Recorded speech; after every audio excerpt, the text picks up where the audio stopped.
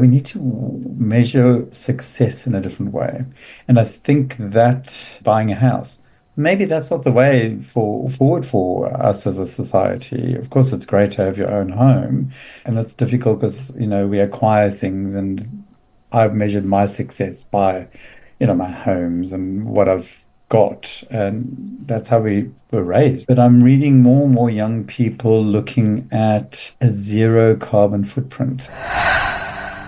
Hi, I'm Dr. Jodie Richardson, and this is Well, Hello Anxiety. In a world that often moves too fast, we're here to pause, breathe, and understand anxiety together. Each episode will explore practical strategies, share honest conversations, and uncover the science behind anxiety and well-being, all while creating a space where it's okay to not be okay. Let's continue this journey together. I have a very special guest today whose work I started following when he published his book, Anxiety, Expert Advice from a Neurotic Shrink Who's Lived with It All His Life. You, as my listeners, will know why I dived straight on a book with that exact title. He is described by Professor Patrick McGorry AO as a rare breed of wise, compassionate and skilled psychiatrists, and I am talking about the one and only Dr. Mark Cross. It is such a privilege to be spending time with Dr. Cross today for so many reasons, but especially because of his deep understanding of anxiety and the mental health system here in Australia from both sides of the therapist's table. He graduated as a doctor in Cape Town, South Africa, specialised in London over 13 years, and has been a senior psychiatrist in Sydney for nearly 2 decades and is a 3 times author. Dr. Cross specialises in treating young people, complex PTSD, women's mental health and, of course, anxiety. And he has a special interest in sexuality issues, reducing stigma and improving the quality of life of people with lived experience of mental ill health, which he knows well from both perspectives. So, Dr. Cross, such a warm welcome to you here. Thank you again for accepting my invitation to join me on the podcast. Thank you, Jodie, and please call me Mark. Thank you. I meant to ask you off air if you're comfortable with that, so I really appreciate you saying so. Mark, I'd love for listeners to get a clear understanding of psychiatry. And so I wonder if you could please start by giving us an understanding of what psychiatry is and what a day in the life of Dr. Mark Cross looks like. Well, psychiatry is a medical specialty. Some people don't know that. It's quite interesting. They get a bit confused between psychologists, psychiatrists, counselors, therapists, and it is confusing, actually. But we go to medical school, become doctors. I was a GP for a bit. You have to become a medical practitioner, and then you train in psychiatry, psychological medicine, do further exams, and then become a consultant. So from first year medical school to my first consultant psychiatrist job, I meandered a little bit in the way. The time was 18 years. So it's a pretty long haul. And actually, it's a trade, right? Medicine's a trade. We go through the apprenticeship model. That's why there's so many issues, but that's maybe another question. Yeah. And in practice of psychiatry, we train in psychological medicine, but we also prescribe medication. And that's the one big difference between us and psychologists, for instance. Yes. Now, my daily activities at the moment, I do various things, mainly through telehealth now. And the one positive to come out of COVID is the ability to actually see people all over the country, and I see people in regional and rural Australia. It's amazing. A lot of places I can't pronounce, but it's enabled us to reach people where, they didn't have much service provision before. So that's a good thing. I start my clinics around 9:30, finish around 6, try and take breaks in between because, as any of your listeners will know, us working from home, if we sit too long, especially us with aging bodies, you need to stretch and move around a bit. And I love that bit at home. Yeah. I do go into the city once a week to do medico-legal work. They give me lunch. They do take 30% of my pay. But anyway, they give me lunch. Give you lunch. And I see people there face to face. I mean, so it's nice to have that interaction with people and what come through maybe in my CV is my passion is workplace mental health. Yeah. And no one does that very well still. So it's important for people, say, who live on their own and who need that socializing aspect of work. I always look at work personal life balance rather than work life balance because work is so much part of our lives. Mm. And that's I'm again meandering off what you No, asked me, that's but good. I think that's very important and it's something that I really focus on. And I love the fact I'm able to log off at 6 and then go downstairs, say when we've got the kids and have dinner and chat without commuting. That's a big thing for me. Mm, it really is, and it's so important what you were saying about because you're in consultations all day with patients, but it's very different being with colleagues and being in person. Mark, here at the studio, I work as a speaker and author and a podcaster, and I was doing most of it from home. And now that the podcast is produced professionally in the studio, I've got colleagues all of a sudden. I'm part of a workplace. I got invited to a Christmas lunch and it means the world. So I understand that when you do get a chance to get out of the house and have that interaction as well, it like you say, it's that personal life balance. And I know that you've been working more on that because are you still feeling burnt out? I know you've written about having just been so just burnt out, tired, exhausted. Where are you at with that now? How are you doing? Thanks for asking. I mean, well, you might know, and your listeners will certainly, some of them will know, there's a huge issue with our psychiatry workforce. Well, actually, our mental health workforce Mm, in New South Wales specifically, but nationally and worldwide, actually. People just aren't going into mental health. And I work in private and public. I do a mix of both.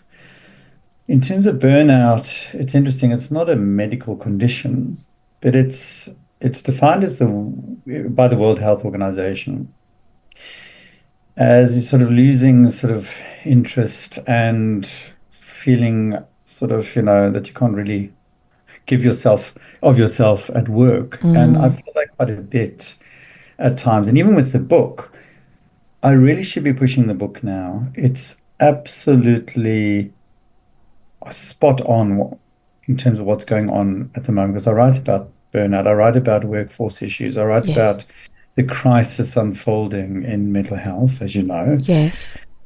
And Mm, people have written to me. I haven't got back to them yet. It's quite, so I always use that as a barometer of my energy levels. mm, It's going well. My family life is going well. I had a great leave period for nearly a month, and that's really helped. And I always say this to people, you need to take time out, you need to take leave, you need to look after yourselves. The issue with that aspect of when people are burnt out, right? Oh, go do yoga, go breathe. The impetus is always on the person to do something for themselves, yeah. which I think you need to. You can only control yourself and your immediate environment. But what we really need to focus on is the systemic stuff and the systemic change that's needed. And oh boy, sometimes I just step back from that and go, this is too much. So I Mm, suppose that's where I'm at the moment. I go, oh my God, this is such a big task. I've written the book and that took a lot out of me. yes. And now I sort of go, oh yes, I really should be doing more. But Mm, it's sometimes hard. oh, gosh.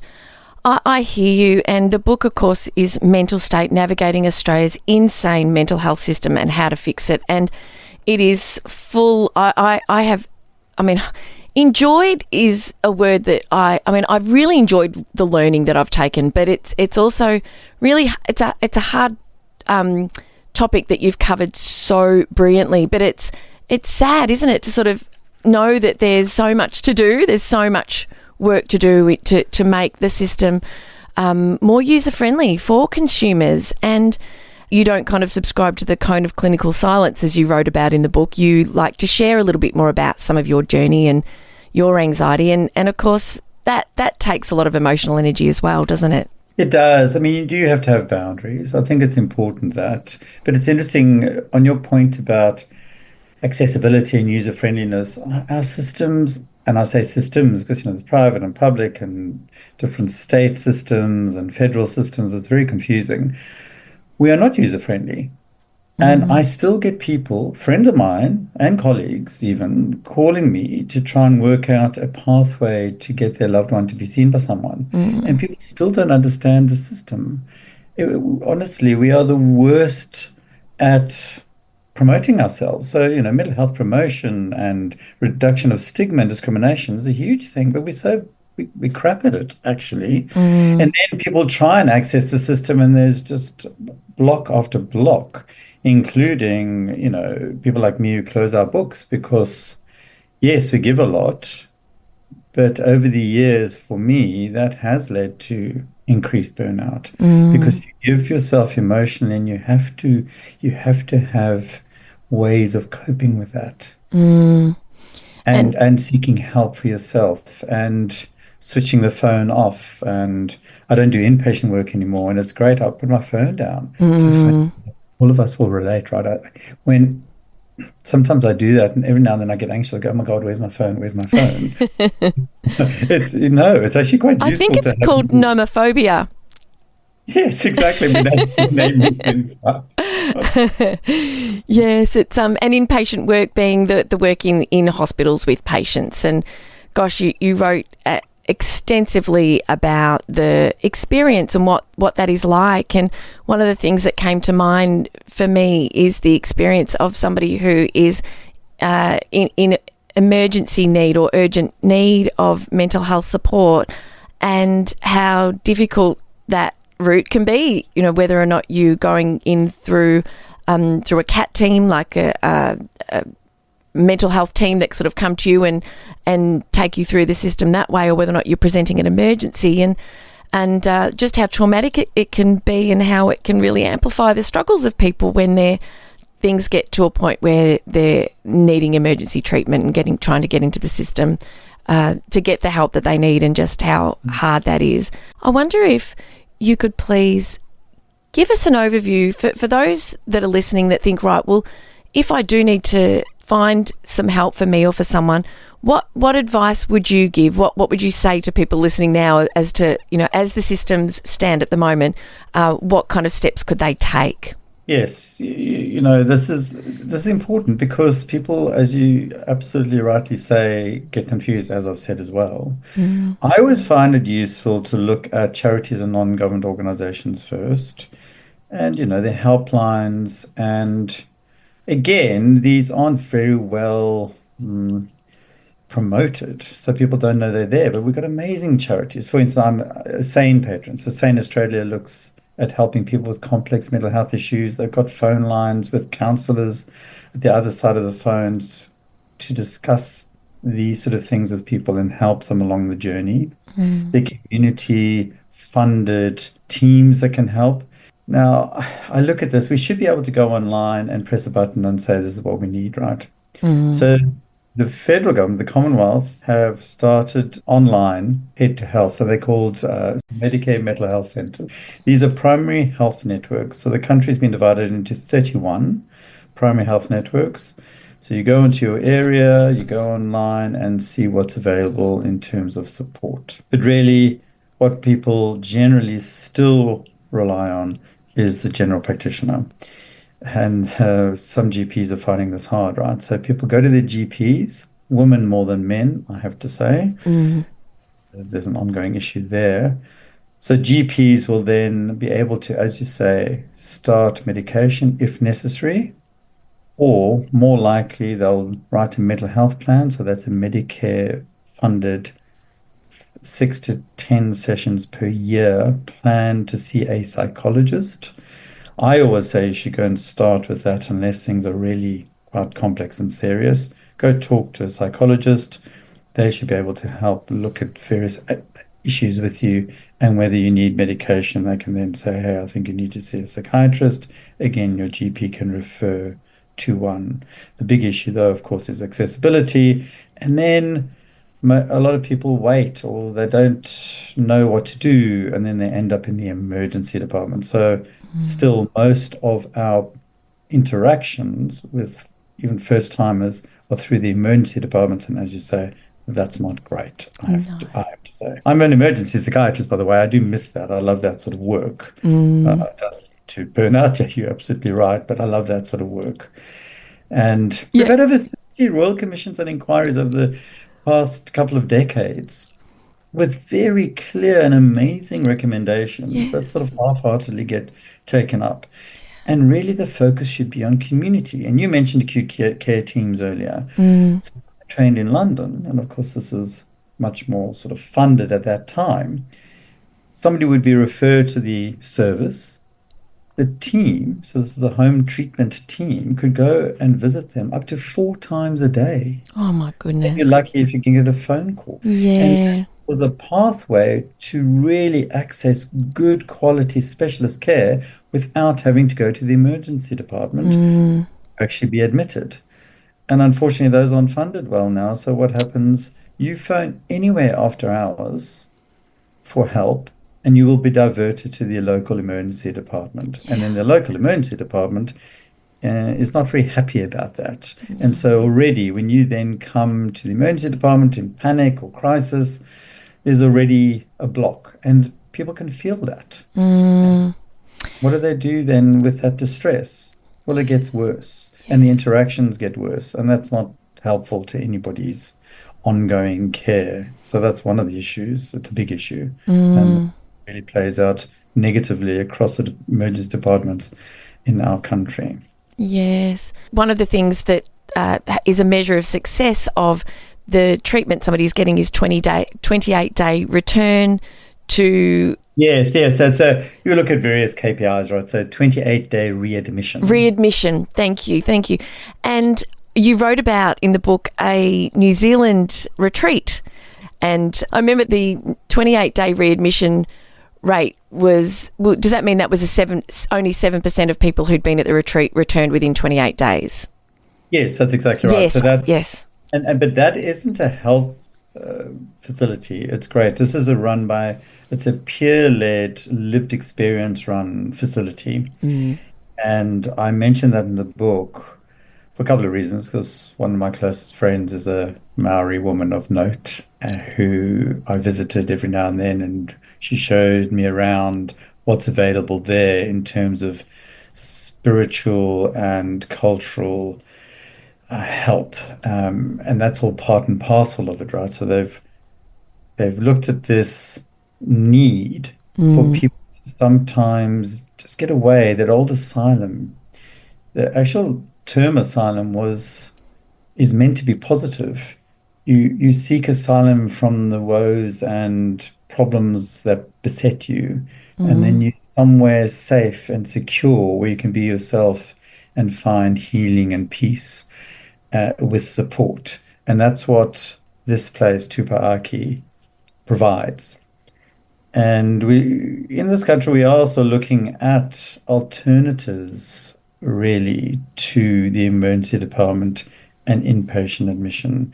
And these are peer-led, lived experience places, which I support and am supportive of. We need to be able to look at these things in the future as our current system is not working well, right? Mm. No, it's not, and the wait times and the distress that, particularly, we know that there is such a high rate of mental ill health and mental health challenges among 15 to 34-year-olds, and then we've got parents who are struggling and kids who are struggling and families who are really can be in a lot of distress and have wait times that are really difficult to live with when it comes to even getting an appointment. What would you say to anyone listening who's in that boat and thinking, gosh, yes, that's us. We're waiting for an appointment with a psychologist and feel at a loss as to kind of how to support their young person. What would you recommend? What I'd say to that very weighted question, because it's so hard as a parent as well, right, to think Mm. about these things. Communication, support, make sure that the person knows that they are loved and that they can talk about these things. And I don't want to sound as if I'm just saying that, but when you look at people in that crisis, they really need, what they really need is someone to just be there for them. Mm. And so, young person in Australia, there are those places you can call. Headspace is a good place to start. Yes. 13 to 25-year-olds, there'll be a Headspace. That's a national organization, very close to Pat McGorry's heart. You mentioned him earlier. Yes. He's the driving force behind that. Sure, again, as with anything, nothing's perfect, Mm. but there will be somebody who you can at least talk to, and you can take the young person there and they can try and engage with Mm. someone. That's always a good place to start, I think. And the more culturally appropriate places, again, through the primary health networks. They've specialized in LGBTQ plus Aboriginal and Torres Strait Islander. There's some specific counseling and supports for young people across there as well. I think that's important. We should be able to go online and look at these things, but there are places you can access online. When I'm self-regulating, I'm going, oh my God, I'm not really answering that very clearly.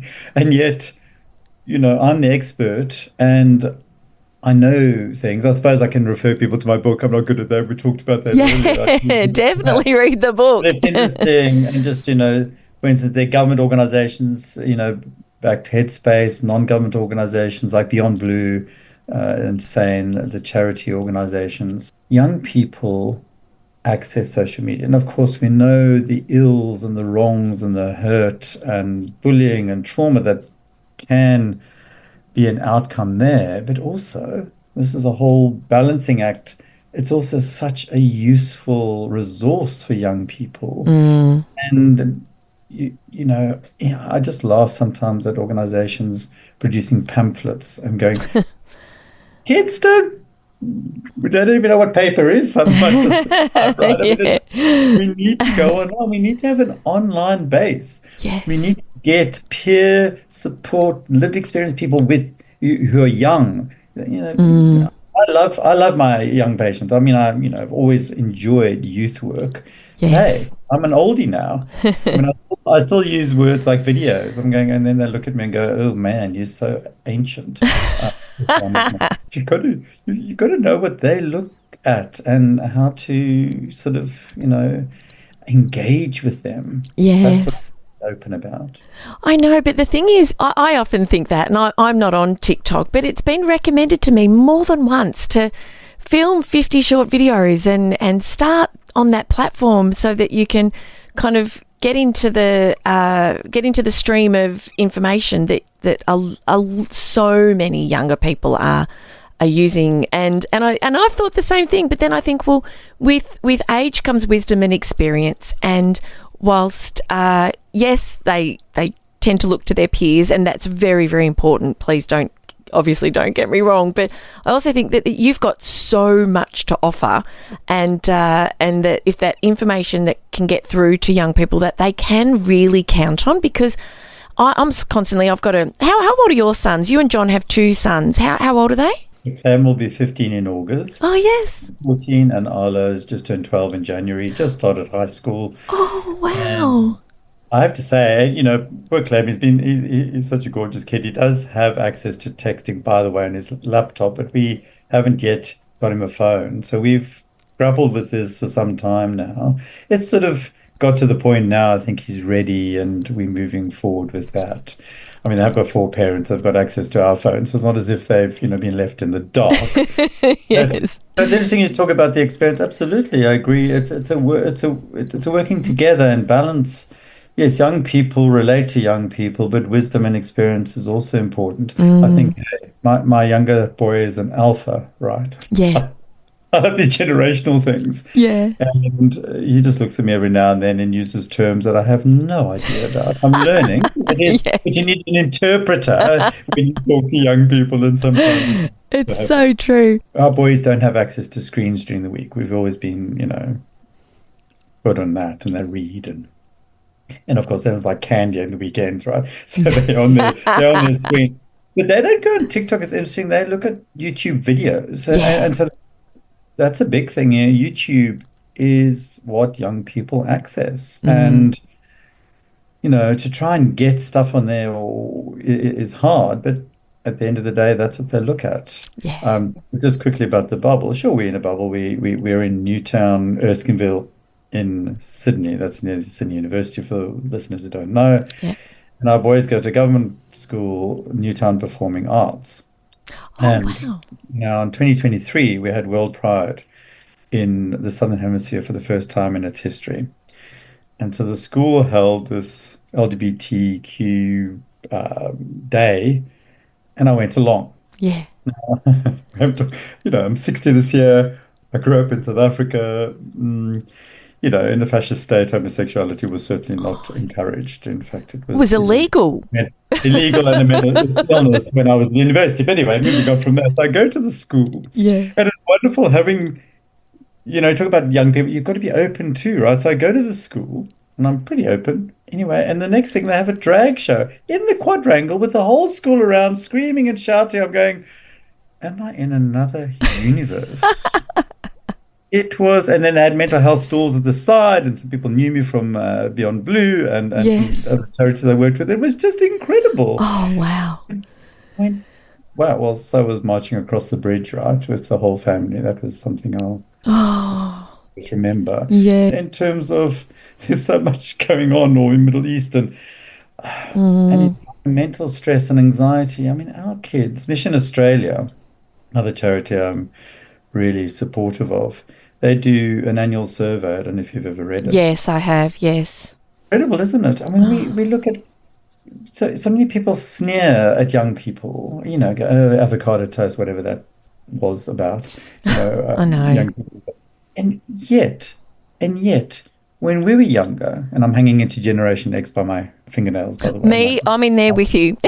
I'm Gen X through and through. But when we were younger, sure, there were issues, and of course there were social issues, and a whole lot of other things, but we didn't have all this climate change and environmental stuff and constant bombardment with the world's woes on Mm, our screens. We didn't have that. no, So, when we look at our kids now and go, oh, they should be tougher or they need to toughen up, future is not as bright as ours no. was actually in many ways. And of course, I'm aware that I'm a white privileged person. Mm, I say that with that background in mind, yeah, knowing that there's huge inequality and but it just seems to have got worse now. And so yeah, you look at the young people in this survey, they talk about environmental anxiety, security, and the economic state of the world with mental ill health right up there. These yeah, are 13 to 25-year-olds. yeah. Tell us about just what you're seeing and what the state of things are with respect to anxiety here in Australia at the moment. In terms of young people now and anxiety, I just want to quickly say, we need to measure success in a different way. And I think that, you mentioned buying a house. Maybe that's not the way forward for us as a society. Of course, it's great to have your own home, but I'm quite interested, and it's difficult because, we acquire things, and I've measured my success by, my homes and what I've got, and that's how we were raised, right? Yeah, But I'm reading more and more young people looking at a zero carbon footprint and leaving this world owing nothing, but also owning nothing. That's quite an interesting concept. I don't know. I always think about these things yeah. when I read them. But we also have to help our kids. I don't think our kids will be able to ever buy a place without our support. I don't know where that's going. Australia, Mm, I talk about anxiety generally, but Australia is we're one of the wealthiest nations in the world now. And mm, things like Cloud Street, I read a lot of Australian classics when I first came to this country. Tim Winton, one of my favorite authors. yeah, And it's so different to, the previous generation when they grew up in this country. 50% of Australia is now in the top 10% of the world's wealth. It's incredible. And never mind. And so when we're looking at anxiety, coming back to anxiety now, prior to COVID, anxiety in Australia, anxiety disorders, if you include those with depression, was sitting around 17 to 18%. In 2020, University of Queensland led research showed an increase in 25% linked to COVID worldwide. It's an incredible jump. And the incidence of mental ill health worldwide has jumped from COVID times. Now, of course, what do? We look at changes in politics. We look at how things are shifting to the right, Europe, America, Middle Eastern issues, all those sort of things. Absolutely, that's going to have an impact on worldwide anxiety levels. And that is impacting even further on service provision. Yes. There's so much uncertainty, and we know that that drives anxiety. There's so much uncertainty. We just day to day, we just don't know what's going to happen. And so it makes sense. It makes sense. But being such a wealthy country, and doesn't compute, does it, that we've got such a large percentage of the population who are really struggling. And we know that anxiety is a normal human emotion, that not everybody experiences anxiety. It's very normal. It comes and goes. But for so many people to be really struggling, for it to be impacting their lives, there's still so much work to be done, isn't there? Well, yeah, it's, but just in terms of anxiety, that's why anxiety often isn't understood, because people go, oh, well, doesn't everyone get anxious? And you're right. There's a stress response we all have, and that fight or flight or freeze comes in moments of anxiety ridden, often to panic. Say when you're studying or you going for an interview, or something is really making you anxious, but that sort of, there's a cause for it. Anxiety disorders often don't have some clear cause, and they become a real problem when all of a sudden you're getting anxiety out of nowhere. That's a horrible thing, right? So that's how I sort of look at how you typify it a bit more. Yes. Yeah. But on a positive note, on a positive note, because sometimes these things, and I do use a sense of humor, and these are weighty issues, and they're always silver linings and wonderful moments that I have through my work and life. And young people, they know what they want, and they know how to ask for it now, and they're more confident. So yes, we're looking at Trump anxiety and what's happening in the world now. And I say, in 1984, when I was 19, I decided to go to my university's gay and lesbian meeting. Yes. And there were people with baseball bats waiting outside. This in Cape Town? In Cape Town. And we forget, or sometimes we need reminding, that we have lived in dark times before. And we've made so much progress in the last quarter century. And just look at marriage equality in 2017. Yeah. States. And, they've done further surveys. So once people know about things and it's more open, stigma and discrimination does, diminish. Yeah. And so more people now are in favor than before. We've got to remember those things when we're looking at all the negatives and balance them out. And, I think got to remind ourselves of that at times when the world seems so awful that, you think there's no other way forward but to leave it prematurely. And I think that's important to note. And that we have a sense of community and a sense of belonging and connection, and that's the important message. Yes. I always want to impart. It's important to find your tribe. Yeah. They are out there, and it's important to know that you can weather things when you have connections. Yes, you can. And Mark, my daughter this morning said to me, because I did a post on social media about my journey from anxiety, and I suffered major depressive disorder in my mid-20s because my anxiety was never identified, and I was doing a post about I had a really cool car at the time. It was a shiny red two-door coupe, and I loved it. I loved that car, and when I got that car, I didn't know that within 12 months I couldn't have cared less about my stuff, couldn't have cared less about the car. It was a real turning point for me as an adult to kind of realise what is actually important. And I left teaching actually at the time and went to work for Beyond Blue with Dr. Jane Burns and Professor Ian Hickey, colleagues of ours, and yeah, that led me to where I am sitting today. And anyway, my daughter had read the post because I need to be more mindful now. She's 14 and it's fine.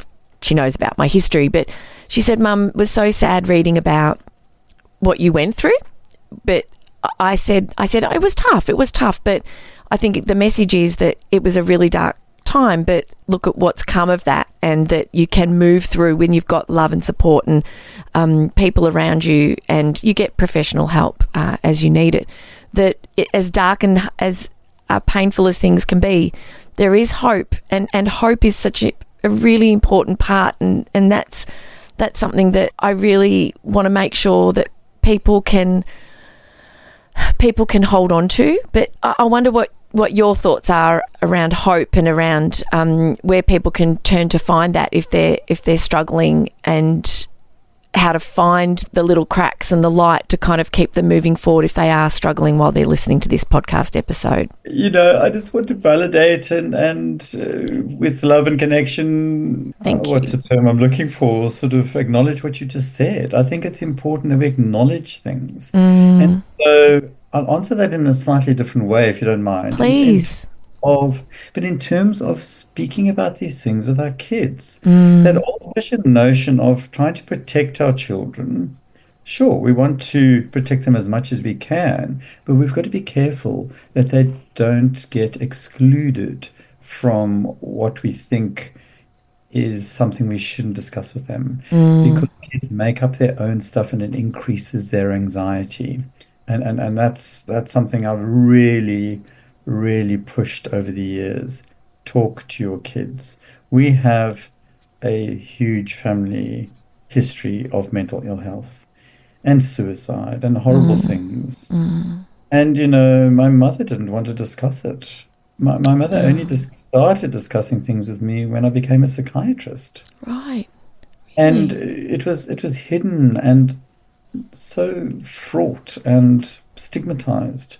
In fact, it's not a term I use often, that resilience term, Resilience doesn't mean you can stretch and stretch and stretch until, and then, like the rubber band analogy, it just comes back again. No.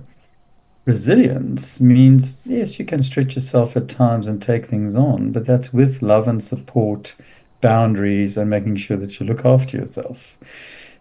And that's a lovely vignette about your daughter and you. Daughter read about that, and it's about your struggle and acknowledgement and discussion and openness about mental health issues. That's the take-home message. Be open.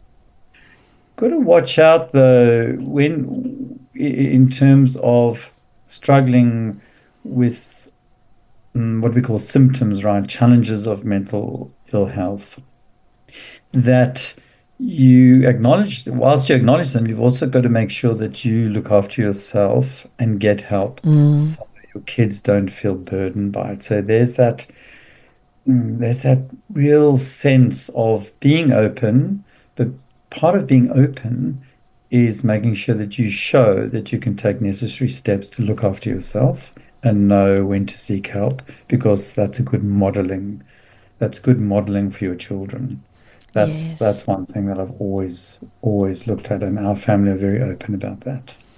You've been incredibly open about your journey as a teenager who had that self-realization that you were gay in a country where it was illegal and even considered a mental illness, and you've been incredibly open about your journey with anxiety, and shared that your mum has anxiety and that your maternal grandmother was medicated for her anxiety, and it's wonderful that that you becoming a psychiatrist had opened the conversations, and that you now with your own family with John, gorgeous photo of you and John on your website, by the way, it's just delightful, that you can speak and that the boys can grow up having these kinds of conversations. And I really appreciate too what you said, because I do think some parents do struggle sometimes. How much do I say? Do I talk about it? Do I cover it up? But like you said, to talk about it, be open about it, but also share what it is that you're doing to really support your mental health and your well-being and the action steps that you're taking. I think that's really important. I agree. And so, it's not easy though. So we don't do things brilliantly all the time, or we can allow a sense of not achieving all the time. So I want the take-home message to be age and wisdom. We came back to that, what we talked about right at the beginning of this lovely conversation, right? As we get older, things can get easier in terms of experience and wisdom. You've got to allow yourselves to learn. And two things, when I only came out when I left South Africa and went to England. I needed that sense of space and distance in order to come out fully. Yeah. And I'm not suggesting everyone has to travel for that, but you've got to allow yourself a space.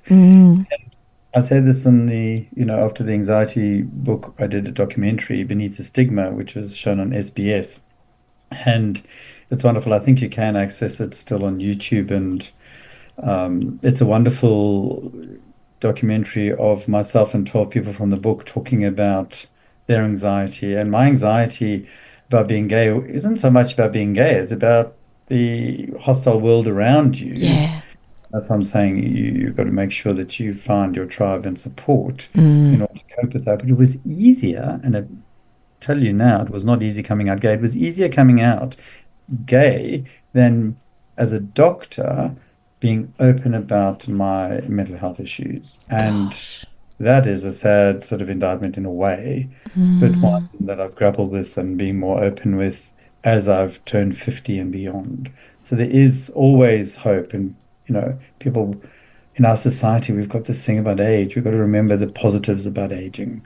The Yes. positives about aging is that it's a privilege getting older. Yes. And we can learn. And coming back to our kids, the one thing that we do, and I'm not brilliant all the time, obviously. It's wonderful that, I say these things and I come across so well, but oh my God, Oh, you're human. You're human. I'm Yes. human and I get cranky. And my kids tell me, that's the thing, my kids tell me when I'm a cranky, crabby old man.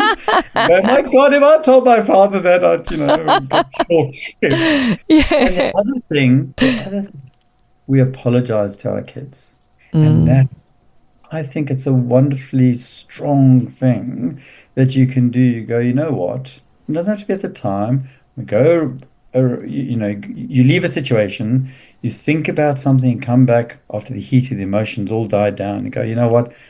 I could have handled that better. And let's look at how we can shift forward in a different way so we don't have to go there again. I think that's I could not agree more. And that is a beautiful way to maintain that really strong relationship and that open communication so that we're all on the same team. And that is so important and makes such a profound difference when, if and when our kids are struggling with their mental health and having, life's curveballs thrown at them, which is just part of being human as well. And so I think that that's a really powerful place for us to finish. And I want to just take the last couple of minutes just to talk about your incredible books. Your first book is called Changing Minds. You co-authored that. Your second book, Anxiety, expert advice from a neurotic shrink who's lived with it his whole life.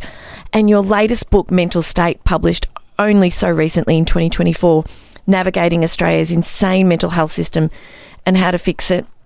It is an incredible read. I really want to applaud you. I know from the way you've written it, but also from what you've said today, that you've worked so hard to just get it right. Where can people purchase it? Can they purchase it through your website or through their local, just go to their local bookshop first, or online?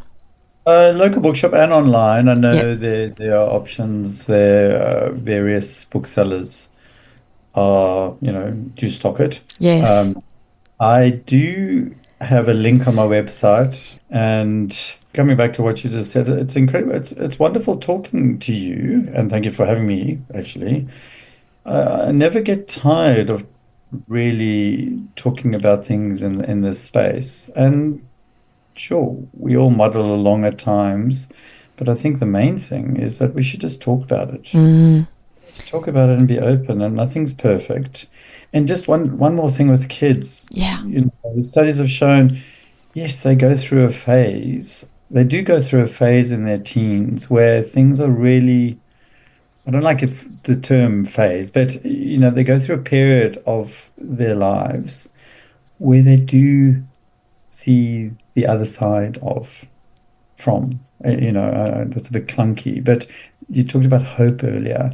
There's Mm, always hope, and kids move through the difficult parts of their lives. And sometimes, as parents, we not even liked much. We've got to accept that at a yeah. certain stage, right? And then that's part of growing up and being adults. It's a Yeah. very tricky time. We just got to be there for them and Mm, make sure that they are heard and there's a space for them to talk. And I mm, know I've said that a couple of times, yeah. but it's not all doom and gloom. No. Hopefully, together we get to the other side. So yes, I Yeah. do write about that, and I talk about that in certainly my book on anxiety, which is Mm, much more personal, yes. actually, when I write about my own stuff. And then Yes. you go, well, how can we do this better? Well, Mm, we can make a difference. Each of us can make a difference. mm, We can talk to our local MP, we can talk to the ministers, where, our politics in this country, you still have access. We have better access than a lot of other places. You can go and say, I want this to improve. You're in Victoria. The Victorian Royal Commission of 2021 had far-reaching sort of outcomes and recommendations, many of which have been implemented, by the way. mm, I think there's always a place for us to be involved and put pressure on politicians. That's one thing that I think is missing in our society at the moment, that sort of sense of community engagement and push. And it's certainly big in the LGBTQ plus community. We've had just this last weekend a whole lot of, uh, demonstrations across the country looking at protecting trans kids and looking at making sure that our trans population and our brothers and sisters are heard. yeah. And no, that's the way forward, isn't it? So It really is. We all have a voice, and I think conversations like this will encourage people perhaps to use it. You've created the roadmap. I mean, the front of the book has this maze, and it does show a way through. The roadmap is there. The inquiries and the Royal Commission. There's so many great ideas about what will make a meaningful difference in the system. We just need to make sure that they're enacted. And you've made such an enormous contribution to that, and I just want to thank you so much for all of the wonderful work that you've done and the way that you've spent so much time writing books. And Mark, I cannot thank you enough. no, it's been lovely talking to you. Thank you so much. But I'll end quickly with my favorite philosopher, Cinderella. I know, it's amazing. I love this. The woman had such adversity, right? If you haven't seen the 2015 film with the 2015 British film with Helena Bonham Carter's The Godmother. It was just a wonderful film. But there's this beautiful scene where her mother's dying, and it still makes me a bit tearful, by the way. And she just Mm, says, have courage and be kind. Have mm. courage and be kind. That's something that I try and remember when I'm, driving badly. Things like be kind. So there you go. Have a lovely day. Thank you so Oh, much. thank you again so much. Thank you, Mark. Thank you for sharing this time with me on Well, Hello Anxiety. Remember, understanding anxiety is the first step to managing it. Until next time, be gentle with yourself. Take things one moment at a time. Focus on what you can control and know that you are not alone on this journey. If you found value in today's episode, please share it with someone who might need to hear it too. I'm Dr. Jodie Richardson. and I'll meet you right back here next week.